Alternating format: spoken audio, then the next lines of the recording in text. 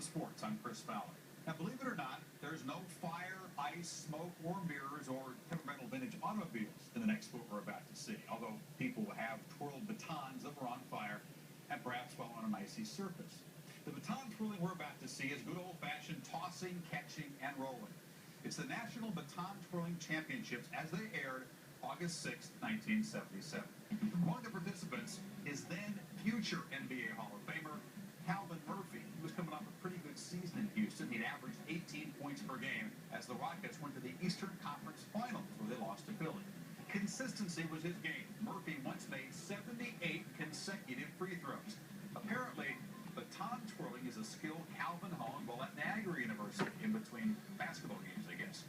We're about to see Calvin Murphy go all out as he tries to win the National Baton Twirling Championship. Jim Lampley has the call from Denver's Auditorium Arena, August 6, 1977. This is Calvin Murphy earlier this week at the Denver Auditorium Arena, where he had come to compete for the championship of the men's solo division in the Grand National Baton Twirling Championships. Murphy had been away from baton twirling competition for 11 years before he entered and won the Texas State Championship in June. As he began this performance, he had 2 minutes and 2 minutes only in which to impress a panel of 5 judges. As you can see, he got off to a slow start, dropping the baton on the very first trick. Now, the panel of judges are judging on a 10-point scale, 5 points of which are devoted to the content of the routine, very simply how difficult all the tricks are, and the other 5 devoted to execution. Judges are looking for smoothness, speed, variety, difficulty, and showmanship. As for the height of the baton throws, they should be high enough only to create time for the trick underneath. So the trick should be finished as the baton comes down. That's the second time Murphy has dropped the baton, and at this point, he was clearly a little bit tight and nervous. One of the reasons he went to Niagara was so that he could perform baton tricks at halftime of Buffalo Bills football games. He did that occasionally throughout his college career. Now Calvin Murphy seemed to have relaxed after those early mishaps, and he's performing well at this point. But ultimately, he would get scores only in the 7 to 8 point range, which would place him in 3rd place. Murphy had never won a national baton competition. 2 of his competitors in this event had won national titles.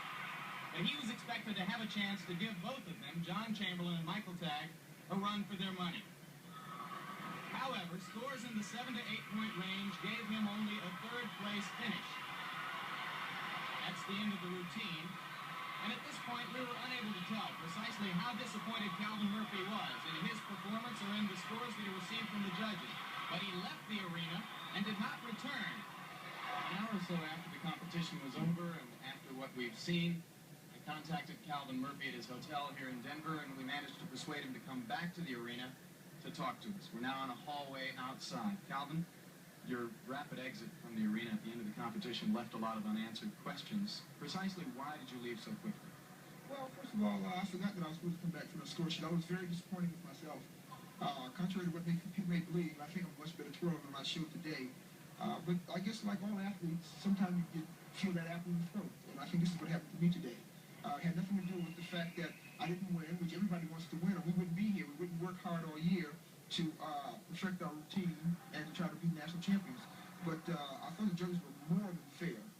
So you were not upset at the judging? Oh, by no means. If I was upset with the judges, I think the judges would know it because I would have told them. But I was upset with myself. I'm a perfectionist. I work hard in whatever I do, basketball, twirling, or just raising my little girls. I work hard at it. And when I don't reach the goal that I'm looking for, it's a real disappointment to me. Calvin, will you twirl again? No, I'm through with twirling. As of tonight? As of tonight. I'm in retirement. Thank you very much, Calvin, for coming back. We appreciate all the trouble you've been through for us. Oh, my pleasure. Thank you. So we came here expecting an unusual story and got, I think, a lot more than we bargained for. We wind up with what looked like for a while a brewing controversy and turns out to be a very human story in sport. The story of a big-time, well-known professional basketball player who choked in a baton twirling competition by his own admission.